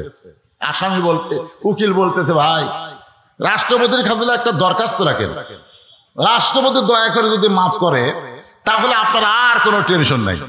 আসামি খালি মুচকি মুচকি হাসে। উকিল বলে হাসেন কেন? বলে হাসার কারণ হল তোমার কথা শুনে। তুমি যে বলতেছো রাষ্ট্রপতির কাছে দরখাস্ত লাগেন, রাষ্ট্রপতি মাফ করে দিলে আপনার আর মৃত্যু হবে না, ফাঁসি হবে না। উকিল বলতেছে আমি তো সত্য কথাই কইছি, আবার হাসির কি? এখন আসামি বলতেছে ভাইরে, আমি আমার জীবনে 3টা রাষ্ট্রপতিকে ক্ষমতার থাকা অবস্থায় মরা দেখছি। একটা হলো বঙ্গবন্ধু শেখ মুজিবুর রহমান, একটা জিয়াউর রহমান, একটা জিল্লুর রহমান। যারা নিজেরাই মরে যায় তাদের কাছে বাঁচার দরখাস্ত কোনো ইমানদার লিখবে না। ধরে খান কথা ঠিক কিনা? উকিল বলে এই গোয়ার্তুমির কারণে আপনার ফাঁসি হবে। আসামি মুচকে মুচকে হাসে। উকিল বলে হাসেন কেন? বলে আমার ফাঁসি হবে কিন্তু আমার মৃত্যু হবে না। উকিল কয় পাগলা নাকি রে, ফাঁসি হবি মরণ হবি না তার মানে? বলে তোমাদের কাছে ফাঁসি আর আমার কাছে জান্নাত পাওয়ার হাসি। ধরে ইমানের বলে বলিয়ান যারা হয় তারা মৃত্যুবরণ করে জান্নাত দিয়া। ধরে কোন কি দিয়া? এই দুনিয়া ছাড়ার সময় তার আফসোস করে না, বরং দুনিয়া থাকাটাই তাদের জন্য বিপদ হয়ে যায়। একটু মনোযোগ দিয়ে শুনবেন। বড় ভাই আগুনের চূড়ার মধ্যে হাসতে হাসতে যখন চলে গেল, রোম সম্রাট মাতার চুলের মধ্যে হাত দিয়ে বলতেছে আজকের যুদ্ধে মনে হয় আমি পরাজয় বরণ করব। 3 জনের মধ্যে একজন চলে গেল, আরো 2 জন বাকি আছে। এই সৈন্যরা মধ্যে ফেলে দাও। 2য় জনকে আগুনের চূড়ার মধ্যে যখন ফেলে দেয়, এবার ছোট ভাই তাকায় দেখে 2য় ভাই হাসতে হাসতে দুনিয়া থেকে বিদায় নেয়। আপনারা বলেন তো, নিজের চোখে হাসতে হাসতে যদি যাওয়া দেখে, তার যাওয়াটা কোনো সময় কি কষ্ট মনে হয়? 2 জন চলে গেল, ইও তো যাবি। আসলে কোথায় যাচ্ছে? মরতেছে না জান্নাতে যাচ্ছে? যারা বলেন ইমানের বলে বলিয়ান হয়ে বলেন আমরা মরার পরে কোথায় যাব? হ্যাঁ, এই ইমানটা নিয়ে আসেন। মরার পরে কবরে যাব না। আমাদের দেহের কবর হতে পারে, কিন্তু আমাদের ইমানের কোনো কবর হবে না। ধরে কোন কথা ঠিক? রোম সম্রাট কাইসার আফসোস করে বলতেছে 3 জন মুসলমানের ইমান হরণের পরীক্ষায় আমি ফেল করলাম, আমার বিজয় হলো না। 2 জন চলে গেছে, ও তো আগুনের চুলার দিকে যাওয়ার চায়। এখন আমি কি করব? রোম সম্রাট কাইসারের দরবারে একজন পাদ্রী ছিল। পাদ্রী হলো খ্রিস্টান ধর্ম প্রচার করে। পাদ্রী বলতে যাবো না, আপনি যদি এই যুদ্ধে বিজয় লাভ করতে চান তাহলে এই আগুন দিয়ে হবে না, এর চাইতে মারাত্মক আগুন লাগবে। রোম সম্রাট কাইসার সোম করে বলতেছে এই আগুনের চাইতে আর মারাত্মক আগুন কি? পাদ্রী বলতেছে আছে আছে আছে, একটা যুবকের জন্য এই আগুনের চাইতে মারাত্মক আগুন আছে। আমাদের বাংলাদেশের যুবকের জন্য মারাত্মক আগুন আছে না নাই? আমরা ছোটবেলায় শুনছি একটা মেয়ে মানুষ গান গাইতেছে, রূপে আমার আগুন জ্বলে যৌবন ভরা অঙ্গে, প্রেমের সুধা পান করেছে হায়রে আমার দেওয়ানা। চুলার আগুন থেকেও মারাত্মক আগুন হলো বাংলাদেশের পরিমণি। ধরে কোন কথা ঠিক কিনা? যুবকেরা বুঝতেছে মালটা কি। মাহিয়া মাহি ভোটর ডালা ছিল, বুঝলেন? ওই পোস্টাল মারিছে, আর যুবক দেখে চুমা খাচ্ছে, চুমা খাচ্ছে। আর একটা পোস্টাল নিচের দিকে ছিল, এক কুত্তা দেয় পেশাব করছে। কুত্তা দেয় কি করতেছে, আর এক যুবক যা চুমা খাচ্ছে। সবই ফেসবুকে দেখা যায়। তা আপনার বলেন চুলার আগুনের চাইতে একটা বেপরদা নারী একটা যুবকের ইমান হরণের জন্য যথেষ্ট। ধরে কোন কথা ঠিক কথা কন না কেন? পাদ্রী বলতেছে জাহাপনা, আমার বাড়িতে 17 বছরের একটা আগুন আছে। আমার বাড়িতে 17 বছরের সুন্দর একটা মেয়ে আছে। ওই মেয়ের পাল্লায় যদি যুবকরে ফেলে দেওয়া হয়, এক সময় বেপরদা নারী যুবককে দুর্বল করে দিবে। ওই সময় দুর্বল হওয়াতে তার কাছে বাঁচাটাই বড় মনে হবে, মরে যাওয়াটা তার কাছে কষ্ট মনে হবে। যারা মরে যাওয়াকে কষ্ট মনে করে তাদের কাছ থেকে ঈমান কেড়ে নেওয়া সহজ। আর যারা মরে যাওয়াকে জান্নাত বরণ মনে করে, আপনি যতই চেষ্টা করেন তাদের জীবন নিবার পারবেন, কিন্তু ঈমান নিতে পারবেন। তাহলে এই যুবককে দুর্বল করতে গেলে আগে আর চরিত্রকে নষ্ট করা লাগবে। কি নষ্ট করা লাগবে? তা আজকে এই যে কোরআনের মাহফিল করতেছে এই যুবকেরা, 2 পুচকা যায় আমার দাওয়াত দিয়েছে, একটা 2 গেল দেয়। একেবারে দুই ফুচকা আমাকে দেখা হুজুর দাওয়াত দেওয়া লাগবে। আমি কিন্তু ওদেরকে বলেছি মোবাইলে, বাবা কঠিন গরম চলতেছে রে, দিনের বেলার মাহফিল নেই, বাতিল কর, এই গরমে তো মানুষজন হবে না। আপনারা বলেন এই ছেলেরা এখন আসে, শুনলাম যে ইমাম মুয়াজ্জিন সমিতির পক্ষ থেকে আজকের এই মাহফিল করা হয়েছে, বিজ্ঞাপনে দেখলাম প্রথম অধিবেশন, এর আগে কোনোদিন হচ্ছে? এদের কাছে আমি বলবো যে বাবা তোমরা যদি দিনেই মাহফিল করো তাহলে পৌষ মাঘ মাসের মধ্যে করো, মজা আছে, জোরে কোন কথা ঠিক কিনা, মজা আছে। কিন্তু দিনের বেলা এই বৈশাখের গরমের মধ্যে এমনি বর্তমান একজন হট অফিসার, হিট অফিসার বলতেছে আপনারা ঘর থেকে বাড়ান না, এই গরমে ঘর থেকে বাড়ান চলবে না, হিট অফিসার বলতেছে। হ্যাঁ, হিট অফিসার, কি কথা রে ভাই, সেই গরমের মধ্যে এই মাহফিল করতেছে। আপনারা খুশি না বেজার? কারা কারা খুশি আল্লাহকে হাত দেখেন তো। এইবারে গরমে হচ্ছে প্রথম অধিবেশন, তো জীবনে করেনি, বোঝেন মনে করছে বলছিস পানি কাম হবে, বলছিস পানি কাম হয়। শীতের মধ্যে যদি মাহফিল করে, এইখানে যত জায়গা আছে এক জায়গায় পাওয়া রাখার জায়গা থাকবে না, জোরে কোন ঠিক কিনা। আমি গতকালও দিনে মাহফিল করছি, গতকালও দিনে করছি 5 বিবি বর্ডার এলাকা, ওখান থেকে বর্ডার দেখা যায়। এই মিডিয়ারা গেছিল, এত লোক, আমার ওই মাহফিল থেকে গাড়ি নিয়ে রাস্তায় আসতে 8 ঘন্টা লাগছে, এত মানুষ, 15-20 জন কালে রাস্তা ক্লিয়ার করতে তা আসা যায়। তো তাহলে আমি যে বগুড়ার শোন বাগবাড়িতে আমি আসি, শীতের কালে আসি, আপনাদেরও ভালো লাগবে। প্রথম অধিবেশন করছে, আমাকে একটু বলছে হুজুর আমরা তো কোনোদিন করি নাই, আর নিয়ম কেন খুব একটা জানি না। যারা আজকের মাহফিল উপস্থিত হয়েছে ইমানের বলে বলিয়ান হয়ে, তারা যদি আমাদের 10টা-20টা করে টাকা দেয়, আমরা সামনেতে আরো ভালো করে এই মাহফিলটা সাজাবার চাই। এই ইমাম মুয়াজ্জিন সমিতিরা আপনাদের কাছে এখন যাবে 10, 20, 50, 100 টাকা, শুধুমাত্র কোরআনকে ভালোবেসে, কোরআন আল্লাহর কোরআনকে যারা ভালোবাসেন তারা আপনারা পকেট থেকে বের করে এদের সহযোগিতা করবেন। এরা কোনো গান বাজনা করে নাই, এরা কোনো কনসার্ট করে নাই, এরা লাগাইছে আল্লাহর কোরআনের মাহফিল, যখন ঠিক আপনার 10-20 টাকা আপনার কাছে কিছুই না, কিন্তু এদের জন্য অনেক কিছু হয়ে যাবে। তাই আমি এর মানে লোকও নাই নাকি, প্রথম বসবেন তো লোকজন হয়তো না, লোকজনও নাই, টাকা আদায় করার লোকও নাই। মেয়েদের মধ্যে কে যাবে? মেয়েদের মধ্যে ওখানে আছে মাশাআল্লাহ। মায়েদের মধ্যে যারা আছেন বলে দিছি, আপনার মায়েদের কাছে মেয়েদের পাঠান। আর আপনাদের মধ্যে 2, 4, 10 দল দাঁড়াতে হবে, 1-2 জন করে হবে না। এই মাঝখান থেকে আপনার দাঁড়ান, যারা এই মাহফিল কমিটির লোক তারাই দাঁড়াবেন, অন্য কেউ না। এই যে বাচ্চারা দাঁড়ায় গেছে, বাচ্চাদের দিয়ে, হ্যাঁ বাবা এক সাইড থেকে যাও, দেন দেন, সবাই আল্লাহর রাস্তায় দেন বাজান, যে যা পারেন আল্লাহর রাস্তায় দান করবেন। এই দানটা যেন আল্লাহ আপনাদের জান্নাতের বিনিময়ে কবুল করে, জোরে যেন আমিন। সবাই দেন। এখানে যদি কেউ মনে করেন হুজুর আমি গামছার মধ্যে 10-20 টাকা দিব না, আমি টেজে 500 টাকা আছে রে ভাই, ব্যতিক্রম পরে বাংলাদেশ নয় এটা। প্রথম মাহফিল করতেছেন, খাতার দরকার নাই, যা হবে লগত হবে, বাকি হলে আর ইচ্ছা মতো দিবে, জোরে কোন ঠিক কিনা। ওই ঘেঙ্গা আদায় করা যাবে না। আল্লাহর বান্দার একটু খেয়াল করেন, পাদ্রী এবার মুসলমান যুবককে নিয়ে গেছে তার বাড়িতে নিয়ে যে একটা ঘরে বন্ধ করে রেখে পাদ্রী 17 বছরের সুন্দরী মেয়েটার কাছে গিয়ে বলতেছে, মা আমি রোম সম্রাট কাইসারের কাছে একটা চ্যালেঞ্জ করেছি। চ্যালেঞ্জ? সুন্দরী মেয়ে বলতেছে, বাবা কি চ্যালেঞ্জ? বলে চ্যালেঞ্জ হলো 3 জনের মধ্যে 2 জন আগুনের মধ্যে জীবন দিল, আল্লাহ রাসূল ছাড়ে নাই। এও যাওয়ার জন্য লাফালাফি করতেছে, কিন্তু আমার রোম সম্রাট মাথার চুলের মধ্যে হাত দিয়া বলতেছে, আজকের যুদ্ধে আমি পরাজয় হয়ে গেলাম। রোম সম্রাট কাইসারকে পরাজয়ের হাত থেকে বাঁচানোর জন্য আমি আরেকজন যুবককে, 3 জনের মধ্যে 2 জন তো গেছে, আরেকজনকে আমি ধরে ঘরের মধ্যে বন্দি করছি। আমি তার কাছে বলেছি 40 দিন সময়ের মধ্যেই আমি এই মুসলমান যুবককে বেঈমান বানায় দিব, তখন আর আগুনের চুলার দিকে যাবে না। কারণ বেঈমানেরা বিশ্বাস করে আগুনে গেলে পুড়ে যাব, আর ইমানদার বিশ্বাস করে আগুনের চুলার মাধ্যমে জান্নাত পাবো। জোরে কোন কথা ঠিক কিনা? আজকে আমাদের বাংলাদেশের বিশ্বাস কি? বাতিলের পক্ষে থাকবো, জীবন বাঁচান ফরজ, বাতিলের বিপক্ষে যে জেলত যাবো কেন? দরকার নাই, জেল খাটবো না, অন্যায়ের সাথে আপোষ করে বাঁচা থাকবো। আল্লাহকে বাঁচা থাক, মরার পরে তোর জাহান্নাম। জোরে কোন কথা ঠিক কিনা? কুল জাল হাক্ক ওয়া যাহাকাল বাতিল ইন্নাল বাতিলা কানা যাহুকা। একটু মনোযোগ দেন।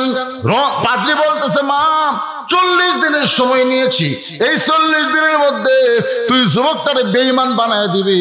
মেয়েটা বলতেছে বাবা কেমনে দিব? বলে তুই রূপে গুণে ওই ছেলেটাকে তুই অচরিত্র খারাপ চরিত্রের বানায় দিবি। পাদ্রী মেয়ে বলতেছে একজন যুবককে খারাপ বানাইতে গেলে 40 দিনের দরকার নাই, একদিনই যথেষ্ট। কয়দিন?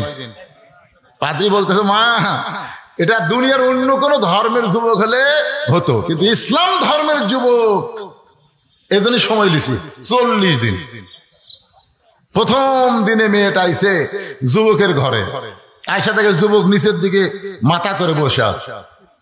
মেয়েটা যুবকের সামনে লাফালাফি করতেছে, নাচানাচি করতেছে। যুবক একবারও তাকায় না, কারণ মুসলমান যুবকের জন্য আল্লাহর কোরআন বলতেছে কুল্লিল মুমিনিনা ইয়াগুদ্দু মিন আবসারিহিম।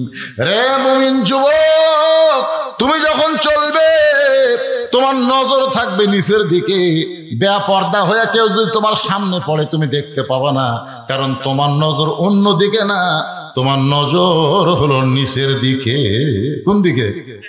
আমরা যুবকেরা যদি নিচের দিকে তাকায় হাঁটি আর মেয়েরা যদি বেপর্দায় রাস্তা দিয়ে যায়, একবারও যদি না তাকায়, আপনারা বলেন তো মেয়েরা সাজবে? একটা মেয়ে সাজুগুজু করে রাস্তা যাচ্ছে, একজন যুবক ওটা দেখেনি, মেয়েটা বাড়ি যে কান দিচ্ছে, আর এক মেয়েকে কান দিস কেন? আমার ঢপ নেই, আমার ঢপ নেই। ঢপ নেই কেমনি বুঝলি? একটা যুবক আমার দিকে তাকালো না, খামাকা সাজে আমার লাভ কি? আজকে মেয়েরা যে সাজুগুজু করে রাস্তায় আসে আমাদেরকে দেখানোর জন্য, আমরা যদি না দেখি ওরা আর সাজবে না, ওরা বাধ্য হয়ে কালো বোরকা পরবে। ধরে কোন কথা, ঠিক কথা জান না? কিন্তু আমরা কই এটা কার বউ রে, এটা কার মেয়ে রে, কি সুন্দরী রে। পরের গুলা দেখা যায় বাড়ির যা নিজের বউ ভালো লাগে না। আই রে রাস্তা কি দেখলাম রে, আরে বাড়িতে সেটা কি দেখতেছি রে। আর একটাকে যদি রাস্তার দেখা না যাইতো, বাড়ির যা বউকে বেহেশতের হুরের মতন সুন্দর লাগতো। দরকার ঠিক কিনা? আল্লাহ আমাকে একটা বউ দিছে রে, ও মানে কোনোটা কি দেখেনি, নিজেরটা কি দেখে, ওর দেখার আকর্ষণ বাড়ে। দরকার কথা ঠিক কিনা? আর আমরা রাস্তাঘাটে যেখানে সেখানে পরিমণি দেখ পারবাই, বাড়ির জায়গা এটা একটা মাল হলো। রাস্তার গুলাই ভালো। আপনার বলেন তো রাস্তাটা ভালো না বাড়িটা ভালো? রাস্তাটা ভালো না বাড়িটা ভালো? রাস্তায় যারা বেপরদা হয়ে চলে এরা হলো হাট বাজারি নারী, এরা কোনোদিন ভালো হতে পারে না, এরা হলো শয়তানের গাড়ি। জোরে কর কথা। আমার মা বোনেরা যারা পর্দায় আছেন, নিজের সৌন্দর্যকে ঢেকে রাখবেন। স্বামীর জন্য অন্য কোনো পুরুষের জন্য সাজা চলবে না, অন্য কোনো পুরুষের জন্য সাজা যাবে না। মেয়েরা কেবলমাত্র কয়জনের জন্য? একজন। জোরে কোন কয়জন? 9 বছরের মেয়ে ফাতেমা হাতের মধ্যে চুরি দিয়া মুচকে মুচকে হাসতেছে। এই দৃশ্য দেখার পরে নবী আর ঘরে ঢোকে নাই, নবী বারান্দায়। ফাতেমা চিন্তা করে বাবা ঘরের মধ্যে ঢুকে আমাকে মা বলে আদর করে, আজকে সেই বাবা ঘরে ঢুকলো না। বারান্দায় গিয়ে দেখে নবী কাঁদতেছে। ফাতেমা বলে বাবা কি দুঃখ আপনার মনে, কান্দেন কেন? আল্লাহ রাসূল বলে ফাতেমা যে দুনিয়াতে সাজবে আল্লাহ তার আখিরাতের সাজ কমায় দিবে। বলা মাত্রই ফাতেমা হাতের চুরি খুলে মাটি ঠেলে দিছে। নবী দৌড়ে গিয়ে চুরি দুইটা কুড়ে পকেটের মধ্যে ঢুকাইছে। ফাতেমা বলতেছে বাবা যেই চুরি হাতে দেওয়ার কারণে আপনি ঘরে ঢুকলেন না, আর সেই চুরি ফেলে দিলাম, আপনি কুড়ে পকেটে ঢুকালেন। আল্লাহ রাসূল বলে ফাতেমা এই চুরিটা আমি যত্ন করে রাখবো, একদিন তোর নাকে নাকফুল পরাই দিব, একদিন তোর কানে কানে দুল পরাই দিব, একদিন তোর গলাত মালা পরাই দিব। ফাতেমা বলে বাবা কবে? আল্লাহ রাসূল বললেন যেদিন তোমার বিবাহ হবে। মেয়েরা কেবলমাত্র এক ব্যক্তির জন্য সাজতে পারবে, সেই ব্যক্তি হলো তার স্বামী। স্বামী ছাড়া অন্য কোনো পুরুষের জন্য মেয়েরা সাজতে পারবে। আর হামাকের গুলা কার জন্য? এই কি সাজা গুজা সে ঘুরতেছে, যুবকটা নিচের দিকে তাকায় আছে। মেয়ে দেখলো কাম হলো না, চলে গেল। পরের দিন আবার চলে আসছে যুবকের ঘরে। মেয়ে চিন্তা করতেছে আজকে আমি যুবককে গান দিয়া ঘায়েল করব। গান দিয়া, জোরে কান কি দিয়া? কতগুলো গান আছে, গান আসার পরে আমাদের যুবকগুলো নষ্ট হয়ে যায় গানের কারণে। এখন পাত্রীর মেয়ে গান শুরু করেছে, সঙ্গে সঙ্গে যুবক সবচাইতে দামি গান আল্লাহর গুণগান, আল্লাহর কোরআন তেলাওয়াত শুরু করেছে। মোকাবেলা করার দরকার আছে না নাই? মেয়েটা গান গায়, যুবকটা কোরআন শরীফ পড়ে। তুমি যতই গান গাও, গান তোমাকে একসময় বিরক্ত লাগবে। এই যে এখন যে গান চলতেছে, একজন মানুষ হয়ে তুমি কয়জনকে বিলাও মন, এই গান কিন্তু মাস দিয়ে পরে আর থাকবে না, ঠিক কিনা বলেন? এর আগে একটা গান আইছিল, কি গান, ওই যে কি একটা গান আলো না, যাই হোক, সেই গানটা আর এখন কেউ কয় না। তারপরে কিছু তার আগে একটা আইছিল বাদাম বাদাম, জোরে গান, ঠিক কিনা? কাঁচা বাদাম, হ্যাঁ, আর কারণ মুখত আছে। এখন যদি কেউ কাঁচা বাদামের গান করে, বমি হচ্ছে রে, বন্ধ বন্ধ, তার মানে বোঝা গেল একটা গান বড় 2-3 মাস মানুষকে আকর্ষিত করে। কিন্তু এই কোরআন আপনি 10 বছর থেকে নামাজ ধরেছেন, তখন থেকে সূরা ফাতিহা তেলাওয়াত করতেছেন, এখন 70 বছর বয়স হয়ে গেছে, আপনার কি কোনোদিন সূরা ফাতিহা খারাপ লাগছে? কি আকর্ষণ, যতই পড়বেন ততই মজা, জোরে কোন কথা ঠিক কিনা? যুবক যখন আল্লাহর কোরআন তেলাওয়াত করতেছে, সঙ্গে সঙ্গে পাদ্রীর মেয়ে গানটা বন্ধ করে দিয়ে যুবকের কাছে এসে আল্লাহর কোরআন তেলাওয়াত শুনতেছে। আল্লাহ কোরআনে বলেছেন, কোরআনের তেলাওয়াতের মধ্যে এমন একটা পাওয়ার, যে পাওয়ার মানুষ অন্তরকে আঘাত করে মানুষকে ঈমানের পথে নিয়ে যায়।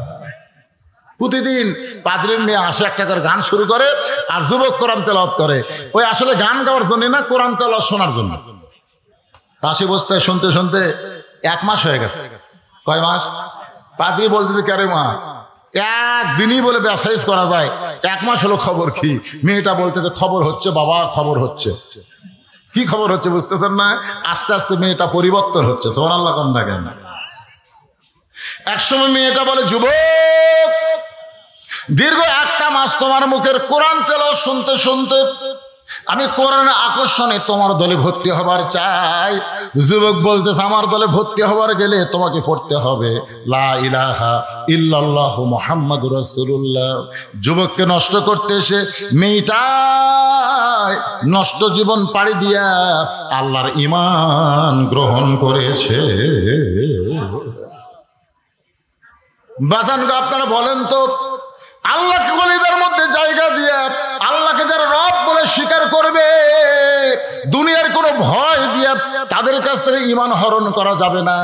বরং তারা যখন দুনিয়া থেকে বিদায় নেবে, আল্লাহ বলেছেন, তোমাদের কোনো ভয় নাই, তোমাদের কোনো চিন্তা নাই, দুনিয়ার জীবন সাঙ্গ করলে তোমরা জান্নাত পেয়ে যাবে।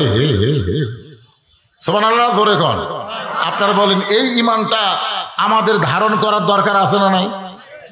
আমি মনে করেছিলাম 1-8 ঘন্টা কথা বলবো, আইসি তো 12:30টায়। সেই 12:30 থেকে 12:30 থেকে আমি বসে আছি, আপনারা আসেন না। আপনাকে লাগে আবার 2 দল আছে, একদল আসর পরে 4টায়, আর একদল আসর পরে 5টায়। জোরে কোন কথা ঠিক না? এটা কই দু আসলে। আমি একবার ওই বিলের মধ্যে ওয়াজ করতে গেলাম, আমার কই হুজুর দু আসলে গাড়িও চলবি না, নৌকাও চলবি না। আমি বললাম, গাড়ি চলবে না মানে? সব রাস্তা ডুবে আছে, নৌকা চলবে না মানে পানি কমে গেছে। তো এখন আপনি কি করা লাগবে? হাঁটিয়া যাওয়া লাগবে, মানে গাড়িও চলবি না, নৌকাও যাবি না। আর না হলো দু আসলে। কি আসলে? আপনাকে 4টাও আসর আছে, আবার 5টাও আসর আছে, এখন ঠিক কিনা? 1 আসলে হলে ভালো, 4টাই, সব 4টাই, তাহলে কিন্তু টেনশন নাই। কিন্তু একদল 5টা, একদল 4টে, এই এলাকাতে অবশ্যই এরকম আছে। আমাকে বলছিল, হুজুর কি গোলাম আজম কাদিয়ানি সম্পর্কে কিছু বলবেন। গোলাম আজম কাদিয়ানি কি শুনবেন?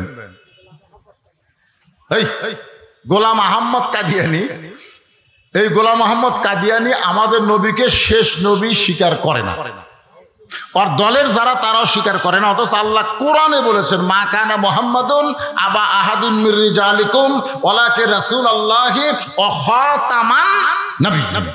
আমাদের নবী হলেন শেষ নবী, শেষ রাসূল। এরপরে কেউ যদি নবী বলে স্বীকার করে, তাহলে বুঝতে হবে তারা কাফের। আমাদের নবীকে যারা শেষ নবী মানে না, এরা কি? যারা মুখ বন্ধ করে আছেন, কথা বলতেছে না, মরবেন রে, নবী কিন্তু আপনাকে সুপারিশ করে জান্নাতে নিয়ে যাবে, সেই নবী ব্যাপারে কি মুখ বন্ধ করে থাকবেন? আমাদের নবীর পরে কেউ যদি নবী বলে স্বীকার করে, এরা হলো কাদিয়ানীরা। আরো জোরে, কাদিয়ানী আস্তানা বাংলার জমিনে চলবে না। জোরে কোন কথা ঠিক কিনা? আমি সরকারকে বলবো, কাদিয়ানীরা হিন্দু, বৌদ্ধ, খ্রিস্টানদের পরিচয়ে অন্য কোনো ধর্মের পরিচয়ে তারা বাংলাদেশে থাকতে পারে, কিন্তু মুসলমান পরিচয়ে বাংলাদেশ কাদিয়ানি চলবে না। ধরে কোন কথা ঠিক কিনা? সর্বসম্মত কর্মে আজকের মাহফিলের রায় দেওয়া হলো কাদিয়ানিরা কাফের। এ রায় আমার না, এ রায় হলো আল্লাহর কোরআনে। আমরা এখন দোয়া করে দেব এই মাহফিলের জন্য। বিশেষ করে আপনারা দোয়া করবেন, ছেলেরা বোঝে নাই গরমের মধ্যে দিনের মাহফিল করছে। আল্লাহ সবাইকে কবুল করুক। আল্লাহুম্মা আমিন। আল্লাহুম্মা আনতাস সালাম ওয়া মিনকাস সালাম তাবারাকতা ইয়া যাল জালালি ওয়াল ইকরাম রব্বিরহামহুমা কামা রব্বায়ানি সগীরা। আল্লাহ, যে ছেলেরা আজকে কষ্ট করে মেহনত করে ইমাম মুয়াজ্জিন সমিতির পক্ষ থেকে জান্নাতের বাগান লাগাইছে, আল্লাহ এই সংঘকে সব সমিতিকে আল্লাহ তুমি কবুল করে নাও। প্রত্যেক বছর এমন করে কোরআনের বাগান যারা লাগাতে পারে ইমানের শক্তি দিয়ে দাও। আয় আল্লাহ, আজকের মাহফিলে আমরা যে আলোচনা করলাম, শুনলাম, বক্তা এবং শ্রোতা সবাইকে আমল করার তৌফিক দাও। আমাদের বাপ মা যাদের কবরে চলে গেছে সবাই পড়েন রব্বিরহামহুমা কামা রব্বায়ানি সগীরা। বাপ মার কবরকে আল্লাহ জান্নাতের বাগান বানায় দাও। শুধু কোরআনের ওয়াজ শোনা না, বাস্তব জীবনে এই কোরআনকে আমল করে কোরআনের সৈনিক বাংলার জমিনে কোরআনের বিজয় হোক, কোরআনের সমাজ চলুক। এই দৃশ্য দেখে যেন আল্লাহ আমাদের মরণ দেয়। সকলে বলে আমিন। ইমানের বলে বলিয়ান হয়ে যেদিন আমাদের মৃত্যু হবে, দিনটা যেন জুমার দিন হয়, মাসটা যেন রমজান মাস হয়। আল্লাহ আমাদের মুখে কলেমা জারি রেখে দুনিয়া থেকে বিদায় নেওয়ার তৌফিক দিবেন। মা বোনরা পর্দার অন্তর আছে, আল্লাহ আবিদা সালিহা পর্দা নিচে কবুল করেন। সুবহানা রাব্বিকা রাব্বিল ইজ্জাতি আম্মা ইয়াসিফুন। মা বোনদের মধ্যে থেকে 7,000 টাকা, আচ্ছা একজন উন্নত মানের অনেক টাকা হাদিয়া দিয়েছে, বলা হচ্ছে না। অসুস্থ মায়ের জন্য দোয়া চাই, খাস করে দোয়া করে আল্লাহ তার মাকে সুস্থতা দান করেন। মেয়েদের মধ্যে থেকে 7,000 টাকার উপরে দান করা হয়েছে, আল্লাহ তাদের দানকে কবুল করেন। আপনাদের মধ্যে কি দিলেন এখনো সেটা হিসাব হয়নি, আপনারা অনেক টাকা দিয়েছেন। 15,000 টাকা, মাশাআল্লাহ, এই জায়গা ভালো আছে। মেয়ের দিকে ডবল পুরুষ, মেয়েরা 7,000, পুরুষেরা 15,000। আল্লাহ সকলের দানকে কবুল করুক। সুবহানা রাব্বিকা রাব্বিল ইজ্জাতি আম্মা ইয়াসিফুন ওয়া সালামুন আলাল মুরসালিন ওয়ালহামদুলিল্লাহি রাব্বিল আলামিন বিরহমাতিকা ইয়া আরহামার রাহিমিন।